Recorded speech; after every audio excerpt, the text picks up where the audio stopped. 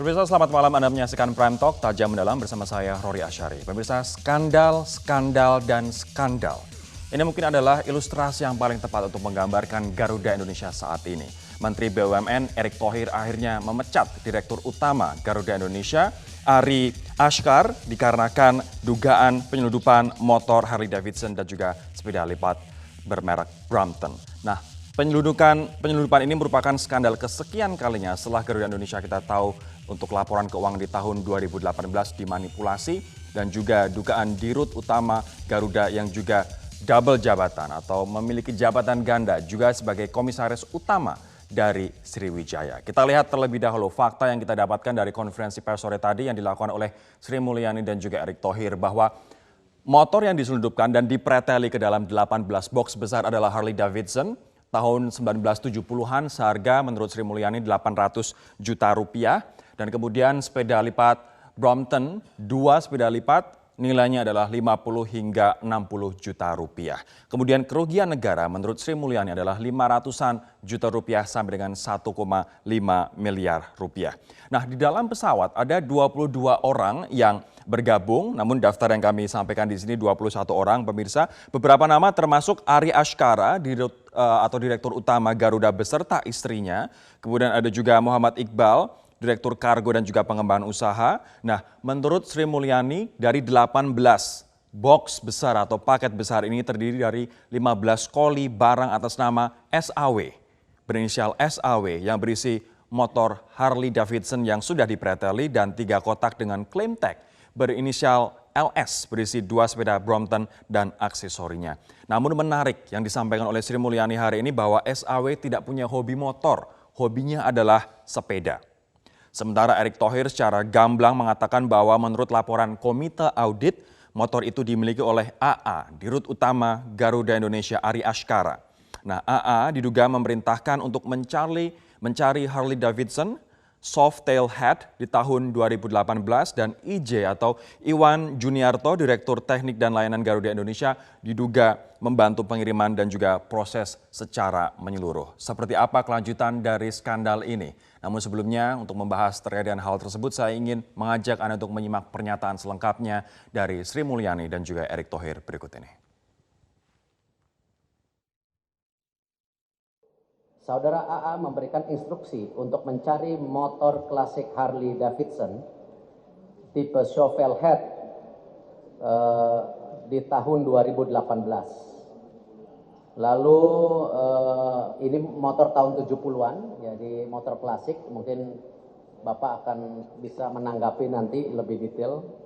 Lalu pembelian dilakukan pada bulan April 2019. Proses transfer dari Jakarta dilakukan ke rekening pribadi Finance Manager Garuda di Amsterdam. Saudara IJ membantu mengurus proses pengiriman dan lain-lain, tapi akhirnya seperti hari ini. Ini yang sungguh menyedihkan, ini proses secara menyeluruh di dalam sebuah BUMN, bukan individu, menyeluruh. Ini yang tentu pasti Ibu sangat sedih dan saya sangat sedih. Ketika kita ingin mengangkat citra BUMN, membangun kinerja BUMN, tetapi kalau oknum-oknum di dalamnya tidak siap, inilah yang terjadi. Dengan itu, saya sebagai Kementerian BUMN tentu akan memberhentikan Saudara Direktur Utama Garuda, dan tentu proses daripada ini, karena ini perusahaan publik, pasti ada prosedurnya lagi. Tetapi tidak sampai di situ saja, kita akan terus melihat lagi oknum-oknum yang akan tersangkut di dalam kasus ini. Dan saya yakin Ibu Menteri Keuangan dan Dirjen Bea Cukai akan memproses secara tuntas, apalagi di sini ditulis kerugian negara. Jadi kalau kerugian negara ini sudah menjadi faktor yang tidak hanya perdata tetapi menjadi faktor pidana. Ini yang sangat memberatkan. Diperiksa, mereka tidak menyerahkan deklarasi kartu bea cukai itu, custom declaration, dan juga tidak menyampaikan keterangan lisan bahwa mereka memiliki barang-barang ini. Jadi berdasarkan hasil pemeriksaan terhadap 18 koli kotak tersebut, maka ditemukan 15 koli klaim tag atas nama saudara SAW, yaitu berisi motor Harley Davidson bekas dengan kondisi yang terurai. Kemudian 3 koli yang lain sesudah dibuka dengan klaim tag atas nama saudara LS, itu berisi 2 sepeda merek Brompton, kondisinya baru beserta aksesori dari sepeda tersebut. Kayaknya sepeda ini sedang populer banget di Jakarta.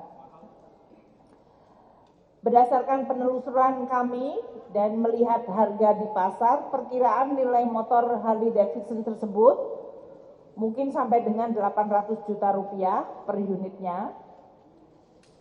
Sedangkan nilai dari sepeda Brompton berkisar antara 50 hingga 60 juta per unitnya. Mungkin ada yang bilang lebih. Dengan demikian, total kerugian negara potensi atau yang terjadi kalau mereka tidak melakukan deklarasi ini adalah antara 532 juta hingga 1,5 miliar. Bagaimana kelanjutan dari skandal ini dan apa saja undang-undang atau aturan yang dilanggar? Anda bisa bayangkan aturan ini bahkan dilanggar oleh direktur utama sebuah perusahaan plat merah. Kita akan membahas bersama-sama dengan sejumlah narasumber. Yang pertama adalah Justinus Prastowo, pengamat pajak. Mas Justinus, selamat malam. Selamat malam, Mas Rory. Saya akan menyapa dari luar studio, tepatnya dari kantor Bea Cukai, Pak Heru Pambudi, Dirjen Bea Cukai. Pak Heru, selamat malam. Selamat malam. Saya juga akan menyapa Alvin Lee, pengamat penerbangan. Mas Alvin, selamat malam, Mas. Selamat malam, Mas Rory. Baik, saya akan ke Pak Heru terlebih dahulu, teman-teman. Pak Heru, pasca konferensi pers oleh Menq dan juga Menteri BUMN, apa langkah selanjutnya dari Ditjen Bea Cukai? Ya, kita terus lakukan investigasi. Beberapa sudah kita mintai keterangan. Ini kita akan lakukan pendalaman. Poinnya yang sama seperti yang disampaikan oleh Pak Menteri dan Bu Menteri tadi. Kita ingin tahu apakah ini memang ini dilakukan oleh satu orang ataukah ini bersama-sama. Itu satu ya. Yang kedua, apakah ini hanya melibatkan satu barang ataukah ada barang-barang yang lain. Saya kira itu yang secara prinsip kita akan lakukan dan investigasi jalan terus. Yang kedua, investigasi tidak sendiri tetapi bersama-sama. Baik, Pak Dirjen, tadi Pak Menteri BUMN mengatakan bahwa dugaannya dari apa yang dia katakan ini merupakan perbuatan bersama-sama, di mana Ari Ashkara memerintahkan salah satu direkturnya untuk mengurusi semua, mulai dari transfer uang, kemudian mengatur pengirimannya sampai dengan ke Indonesia, dan bahkan Ari Ashkara ada di dalam pesawat tersebut. Tidakkah ini sudah menunjukkan siapa-siapa saja yang terlibat? Ya, itu kemarin kita lakukan joint investigasi dengan komite audit ya. Dari tim pemeriksa bea cukai bersama dengan komite audit itu sebenarnya sudah gabung. Yaitu ya inilah yang nanti akan didalami terus sampai kemudian unsur-unsur apakah ini termasuk pidana ataukah ini pelanggaran administrasi, ini yang nanti harus kita simpulkan dalam waktu yang secepat-cepatnya.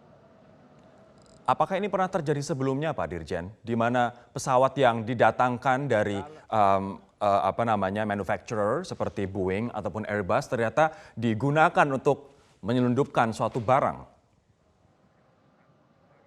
Kalau untuk kalau untuk pesawat yang baru datang, ini saya kira ini yang pertama malah mungkin mereka asumsinya mereka menganggap atau mengira kita tidak akan cek ya. Dan ini kan sebenarnya standar aja bagi bea cukai. Pesawat datang, penumpang kita cek, bagasi kita cek, kemudian kargo kita cek. Saya kira itu yang terjadi. Pak Dirjen, juru bicara dari Garuda sempat mengatakan bahwa mereka telah melakukan self-declare, memberitahukan kepada pegawai bea cukai bahwa akan ada barang ini loh begitu. Apakah self-declare itu ada dalam aturan kepabean? Memang betul, yang dideklar ada yaitu pesawat dan kargonya. Problemnya adalah ini sepeda motor Moge ini tidak ditaruh di kargo sebagaimana lazimnya, tetapi justru dia preteli beberapa koli atau kerdus dan itu dijadikan sebagai barang masuk bagasi dengan clean tag atas nama dua orang tadi ya. Nah, pada saat pesawat itu datang, yang diberitahukan adalah kedatangan pesawat dan kargonya atau kargo manifestnya. Juga ada passengers list manifestnya. Itu memang dideklar. Tetapi pretelan Moge ini tidak pernah dideklar, baik tertulis maupun lisan. Artinya juru bicara Garuda pun menyampaikan informasi yang tidak benar dong? Ya mungkin yang dimaksud oleh mereka adalah deklarasi, ya seperti yang saya bilang tadi, yaitu deklarasi atas pesawat, deklarasi atas nama-nama penumpang, dan kargonya. Kalau itu memang kita terima. Sementara Moge yang menjadi permasalahan dan juga sepeda Brompton justru tidak dideklar dan juga tidak diinformasikan. Baik, saya akan sekarang beralih ke Mas Justinus. Apa pendapat Anda soal skandal ini, Mas? Ya memang ini cukup mencengangkan ya karena terjadi di BUMN, lalu pesawat yang dimiliki oleh BUMN yang merupakan flag carrier kita gitu ya. Kebanggaan kita, Mas. Kebanggaan kita. Nah, yang bahaya kan ini harusnya jadi role model, kepatuhan, ketaatan dari institusi pemerintah, termasuk BUMN terhadap regulasi yang ada. Nah ini keprihatinan tentu, tinggal sekarang bagaimana kotak Pandora ini bisa membuka keseluruhan praktek penyimpangan yang selama ini juga cukup umum dilakukan oleh sebagian orang. Menurut Anda apa isi kotak Pandora itu? Kita kemarin dikagetkan dengan laporan keuangan yang ternyata dimanipulasi. Kemudian rangkap jabatan begitu, Direktur Utama Garuda dengan Komisaris Utama Sriwijaya. Selain itu apa lagi? Nah, saya tidak masuk ke Garudanya dulu, tapi secara umum Dirjen Bea Cukai kan sudah melakukan penindakan dengan PIBT itu, penertiban importir beresiko tinggi itu sejak 4 tahun lalu. Jadi terjadi praktek yang sudah bertahun-tahun bahwa impor barang yang beresiko tinggi, impor borongan itu sulit ditertibkan. Umumnya memang mereka menggunakan backing. Ada yang membackingi lah gitu ya. Siapa yang membacking? Ya ini pasti ada tangan-tangan yang kuat yang melakukan ini ya. Jadi barang-barang pejabat negara atau siapa biasanya membacking? Ya saya kira pasti punya kekuasaan. Dan ini praktik sudah lama terjadi. Ketika Dirjen Bea Cukai ingin menertibkan, kendala di lapangan juga tidak mudah karena ada hambatan-hambatan. Nah saya kira ini cukup masif. Apa yang dilakukan Bea Cukai perlu didukung. Maka ironis ketika justru instansi pemerintah termasuk BUMN itu ikut melakukan praktek semacam ini tanpa memperhitungkan nilainya gitu ya. Baik, saya akan ke Mas Alvin sekarang, pengamat penerbangan. Mas Alvin, kenapa di Garuda Indonesia banyak sekali skandal? Nampaknya kok tidak habis-habis skandal ini? Wah, kalau itu saya kurang tahu, Mas. Itu kan aspek manajemen perusahaannya ya, dan tentunya itu juga lebih pada pengawasan dari pemilik saham terhadap perusahaan tersebut. Kalau manajemen perusahaannya saya nggak mengikuti. Saya kalau aspek penerbangannya saya bisa menjawab itu. Baik, tapi kalau dari sisi aspek penerbangan, apa tanggapan Anda, Mas, soal penyelundupan ini dengan menumpang pesawat baru, yang ini adalah pesawat milik perusahaan negara begitu dan digunakan untuk membawa barang pribadi? Saya pecah ini menjadi 3 bagian ya. Satu bagian adalah dari aspek penerbangan itu sendiri.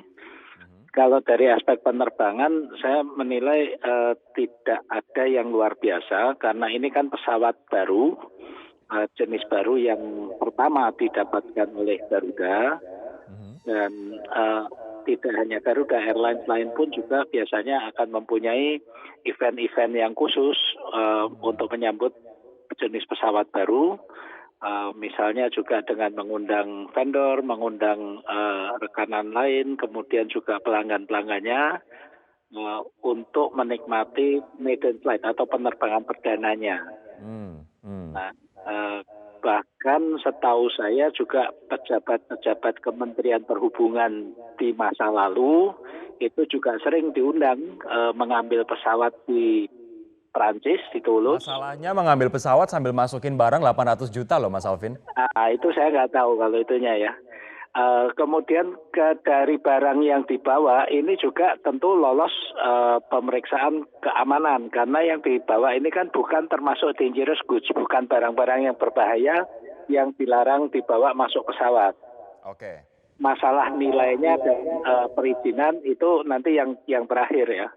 Baik. Kemudian yang masalahnya ini kan ini bukan masalah penerbangan tapi masalah kepabeanan, dan saya yakin semua yang ada di dalam pesawat itu juga paham peraturan dan prosedur kepabeanan di Indonesia. Kita setiap kali ke luar negeri mau masuk kembali ke Indonesia harus mengisi formulir kan.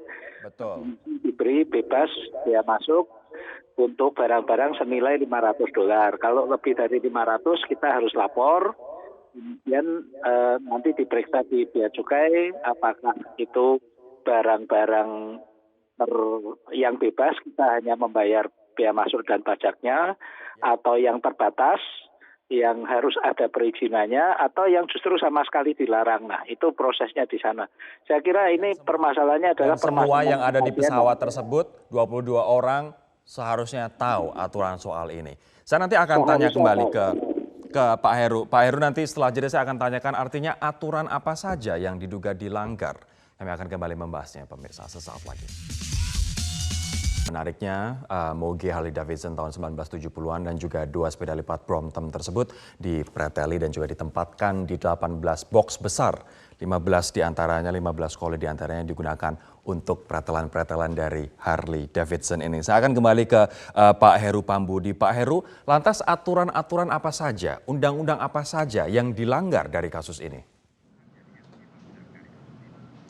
Pertama, kalau kita perhatikan kebijakan impor secara keseluruhan itu mengatakan begini, impor boleh tapi harus baru.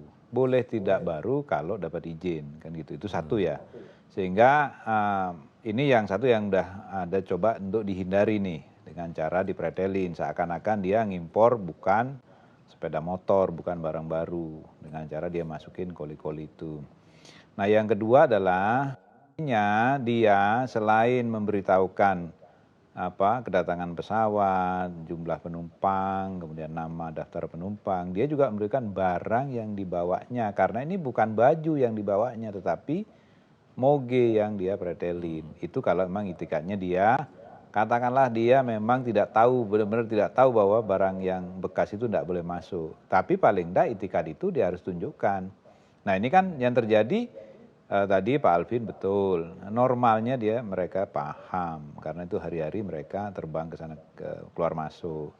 Nah justru dengan dipretelin ini mereka tidak akan, mereka berasumsi ini tidak akan dicek. Nah yang berikutnya adalah kalaupun misalnya ini lolos, sebenarnya kan mereka tahu nggak mungkin mereka terbitkan STNK. Dasarnya STNK itu kan pasti kalau mobil-mobil impor itu kan moge-moge impor ini kan pasti keterangan kepabeanan atau dokumen kepabeanan. Dan kan nggak mungkin dokumen kepabeanan. Jadi kalaupun misalnya mereka berhasil lolos ini, pretelan ini lolos, kemudian dirakit kembali di bengkelnya mereka. Nah untuk ngajukan STNK itu caranya bagaimana, kan nggak mungkin juga. Dan mereka ini hanya koleksi saja ya Pak Heru? Artinya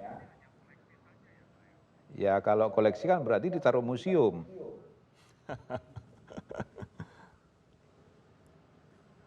Artinya Pak, silahkan. Jadi dari itu artinya kami melihat bahwa ada indikasi ini atau ada upaya untuk memasukkan secara kurang benar lah seperti itu. Ada konsekuensi hukumnya tidak Pak Heru? Pidana? Ya pidana 103 undang-undang, yaitu memberikan keterangan yang tidak benar, palsu atau ya seperti itu. Nah kita lihat ini apakah unsur-unsur itu nanti terpenuhi atau enggak. Apakah dia sendiri atau bersama-sama. Ini yang nanti kita akan join investigasi dengan Kementerian BUMN. Khususnya adalah komite audit dari Garuda itu sendiri. Dan kita udah jalan sebenarnya. Oke, saya akan ke Mas Dini sekarang. Ini nampaknya aturan yang dilanggar ada 3 minimal tadi yang disampaikan, tapi saya ingin fokus ke perpajakan, Mas. Seperti apa pelanggaran perpajakan di sini? Ya, kalau flow-nya kan seharusnya kepabeanannya berarti ada manifest atas barang itu. Kalau di bawah 500 US dollar tidak wajib, tidak membayar pajak dalam rangka impor dan biaya masuk. Itu dianggap barang tentengan, barang bawaan. Antara 500 sampai 1.500 US dollar itu wajib dibayar pajak-pajaknya, biaya masuk, tapi tidak perlu dokumen PIB. Nah di atas itu perlu dokumen PIB. Ini kan memang tidak ada proses untuk menuju ke sana ya. Ini aturan yang sebenarnya penumpang pun tahu dikarenakan dalam lembar deklarasi setiap kali kita mau mendarat itu kan selalu dibagikan begitu. Betul, jadi ada custom declaration, ada consignment note, setidaknya atas barang yang tidak masuk dalam custom declaration itu harus diajukan dokumen lain kan, PIB, declare lalu dibayar pajak-pajaknya. Di sana kan cukup banyak pajak yang harus dibayar, biaya masuk itu bisa 40% kalau motor gede, PPN 10%, PPh 22 impor 10%, lalu ada PPNBM 125%. Jadi kalau saya asumsikan harga kendaraan 400 juta, itu pajak menurut rumus tadi sudah 950 juta sendiri. Jadi Ini untuk 950 juta adalah untuk pajaknya termasuk saja. biaya masuk, ya. Juru bicara Garuda mengatakan bahwa oke, pajak 50 juta akan dia bayarkan. Ini artinya nggak ada apa-apanya dibanding dengan hitungan pajak Anda, Mas? Iya, karena itu hanya menghitung biaya masuk, padahal ada pajak-pajak lain termasuk ini masuk kategori barang mewah. Oke, 950 juta dan tadi Sri Mulyani mengatakan kerugian ditaksir sampai dengan 1,5 Ya, miliar kalau rupiah. itu harga saya pakai 400 juta. Kalau harga 800 juta berarti 1,5 miliar tadi. Mas Alvin, sebelum saya jeda ke Anda sebentar, apakah memang hal yang lazim bagi pesawat yang datang, pesawat baru yang datang kemudian pakai dalam tanda kutip just tip seperti ini, Mas? Apalagi ini adalah barang mewah begitu yang dibawa dugaannya adalah oleh direktur utamanya. Tidak lazim ya, karena setiap pesawat baru yang dioperasikan di Indonesia ini kan juga mendapatkan berbagai fasilitas dari pemerintah. Misalnya pajak-pajaknya ditangguhkan, ada bahkan yang dibebaskan karena ini masuk kawasan berikat dan sebagainya. Dan itu pasti diperiksa oleh bea cukai. Apalagi ini pesawat jenis baru yang juga baru pertama kali didatangkan oleh Garuda ya. Saya yakin di dalam kru itu juga ada dari Airbus juga, selain dari bea cukai kan pasti ada imigrasi juga. Jadi tidak lazim untuk kemudian membawa barang-barang yang di luar normal ya. Kalau barang-barang pakaian, barang tentengan itu kan wajar-wajar saja. Tapi kalau barang-barang mewah apalagi sampai motor gede itu tidak lazim ya. Baik. Saya akan kembali nanti dengan pertanyaan ke Pak Heru. Pak Heru, ini saat ini Bea Cukai sedang giat-giatnya, sedang serius-seriusnya untuk menangani adanya penyelundupan barang. Kemarin Bu Sri Mulyani juga menegaskan bahwa se-advance-nya teknologi pasti penyelundupan akan saja ada. Dikarenakan para penyelundup pasti menemukan cara untuk mengambil celah begitu. Apa yang ingin Anda sampaikan kepada masyarakat di tengah-tengah usaha Anda seperti ini, tapi ternyata yang melakukan adalah justru pimpinan dari sebuah perusahaan plat merah. Kami akan membahasnya Pak sesaat lagi, tetaplah bersama kami.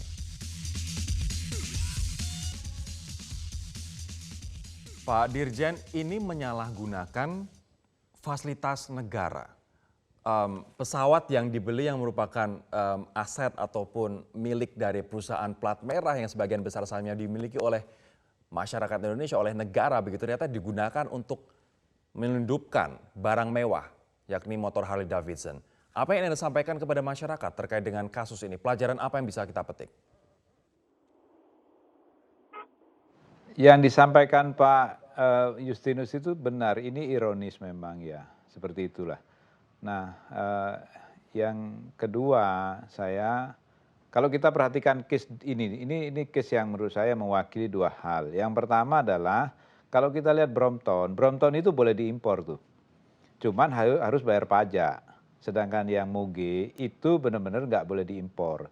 Tapi dia paksa dua-duanya dengan cara dia ingin dia circumvention lah. Dia muter lah kira-kira melalui numpang di pesawat yang milik negara yang baru. Ini kan bukan saja melanggar aturan seperti yang saya bilang tadi, juga merusak image daripada carrier national flag carrier kita.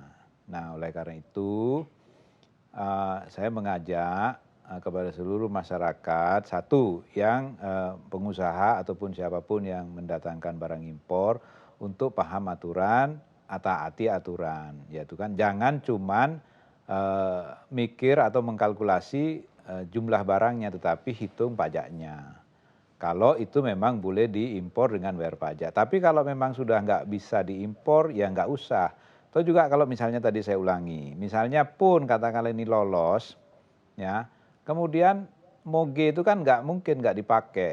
Maka janganlah bangga pakai moge yang nggak pakai plat nomor kan gitu, atau nomor yang nggak benar kan itu. Bodong ya Pak. Nah yang berikutnya adalah saya juga mengajak masyarakat untuk juga tidak mau atau menolak menggunakan tidak membayar pajak atau ilegal kan gitu. Yang terakhir tentunya ini semua ini tujuannya adalah untuk supaya penerimaan kalau memang itu diperbolehkan diimpor, penerimaan juga bisa bertambah karena memang pajak itu diperlukan untuk membangun bangsa dan negara ini. Pak Heru, terima kasih telah menyampaikannya dengan bahasa yang sangat halus dan juga sangat menyejukkan Pak. Tapi yang ingin kemudian saya tanyakan, apa kemudian konsekuensi tegasnya dari Bea Cukai apabila kasus seperti ini terjadi lagi? Tidak hanya misalnya soal sepeda motor, tapi bisa juga merupakan barang-barang mewah lain yang merugikan negara sampai jumlahnya miliaran rupiah Pak. Ketegasan dari Bea Cukai akan seperti apa? Sebenarnya kejadian seperti ini reguler kita tangani, baik yang kita tangkap, yang kita dan sejenisnya lah dan sebagainya. Memang ini menjadi sedikit berbeda karena ini dilakukan oleh Garuda dan itu atas pesawat yang baru dan itu di clearance di tempat khusus atas nama seremonial kan. Sehingga ini tentunya menarik perhatian kita semua. Tetapi pada prinsipnya petugas bea cukai itu menangani ini sebagai hal yang standar saja karena aturannya sudah ada, kemudian ketentuannya juga sudah jelas, kemudian perangkat-perangkat kita juga sudah terbiasa menangani seperti ini. Ya, nanti kita akan lakukan seperti tentunya yang lainnya juga. Kita tunggu seperti apa investigasi atau pendalaman dari Bea Cukai untuk mengetahui siapa-siapa saja yang terlibat dalam kasus ini. Terima kasih Dirjen Bea Cukai Kementerian Keuangan Heru Pambudi atas waktu Anda di Prime Talk. Pemirsa, kami akan kembali dengan pernyataan dan juga insight dari Alvin Lee serta Mas Justinus Prastowo terkait dengan kasus ini. Kita lanjutkan sesaat lagi. Saya akan ke Mas Justinus sekarang. Apakah praktek-praktek ini bisa dikatakan impor tapi secara ilegal? Marak, Mas? Ya, ini bukan rahasia lagi. Banyak mobil mewah, sepeda motor mewah, alat-alat elektronik mewah yang beredar itu sebagian kan melalui jalur yang tidak resmi atau resmi tapi melalui borongan. Oke. Ini yang diterapkan oleh Ditjen Bea Cukai secara konsisten 4 tahun terakhir, cukup berhasil. Tapi sekarang ada serangan balik memang ke Ditjen Bea dan Cukai. Ditjen Bea Cukai, siapa yang menyerang balik? Atas penindakan di lapangan ada serangan balik. Kalau saya lihat kan tahun lalu ada 11.000 penindakan, 11.000 triliun nilainya. Oke. Cukup besar. Nah, siapa tentu yang kepentingan terhadap barang ini terganggu. Jadi menurut saya ini problem yang sangat urgent dan penting. Harus ada kebijakan terobosan bagaimana otoritas pelabuhan itu dikelola secara profesional. Ini saya barusan mendapat kiriman share berita dari jawapos.com dari Mas Justinus dan juga video pemirsa yang belum bisa kami naikkan karena baru saja saya dapatkan bahwa diduga dikabarkan ada juga Ferrari dari video yang saya lihat ini merah warnanya. Judul artikel dari Jawapos adalah dikabarkan ada juga Ferrari, Bea Cukai lanjutkan pemeriksaan Garuda. Dan dari video yang Mas share, semoga saja ini adalah bukan hoax, ini terverifikasi. Ferrari merah juga ada di Garuda, pesawat Garuda yang sama.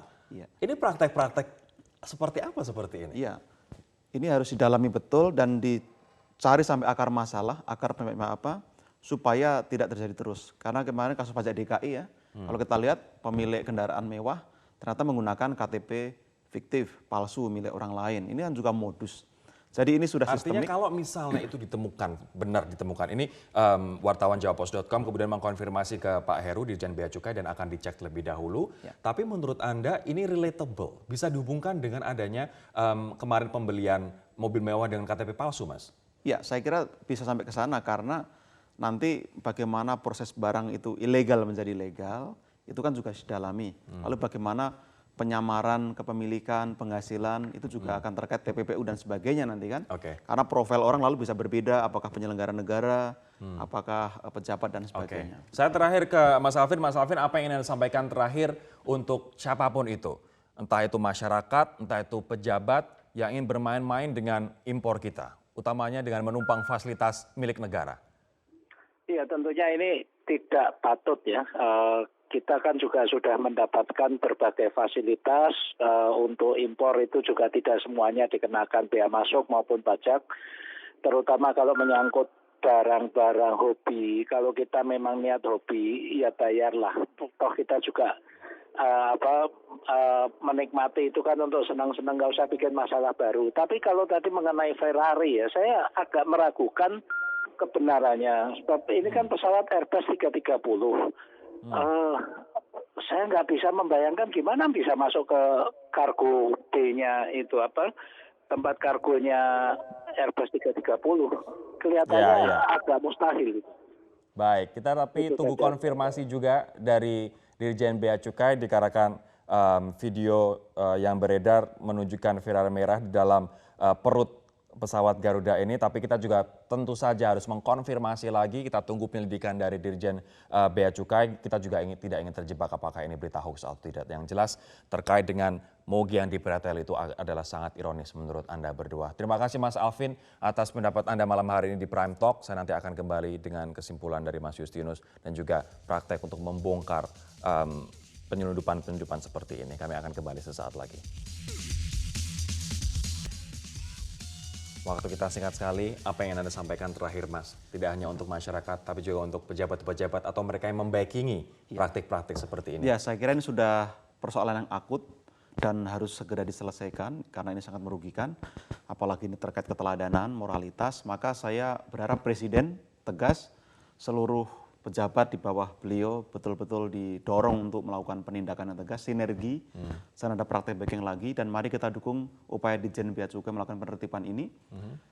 TNI, Polri, dan lain-lain itu sangat strategis di sini untuk menjaga supaya juga tidak ada pihak yang mengganggu, karena ini kepentingan perekonomian. Jangan sampai ada kebijakan yang harusnya bagus, tapi gagal di lapangan karena ada praktek yang tidak terpuji. Dan ini adalah salah satu alasan kenapa kita tidak mendapatkan pendapatan dari sisi pajak yang seharusnya kita dapatkan. Saya kira kebocoran juga disebabkan oleh praktek seperti ini, maka mari kita akhiri, dan yang bisa adalah keteladanan dari atas. Oke, Mas Justinus, terima kasih atas waktunya. Pengamat pajak Justinus Prastowo. Demikianlah perbincangan kami pemirsa di Prime Talk hari ini. Semoga bisa menambah wawasan kita terkait dengan apa yang sebenarnya terjadi di tubuh salah satu BUMN, yakni Garuda Indonesia, maskapai kebanggaan kita.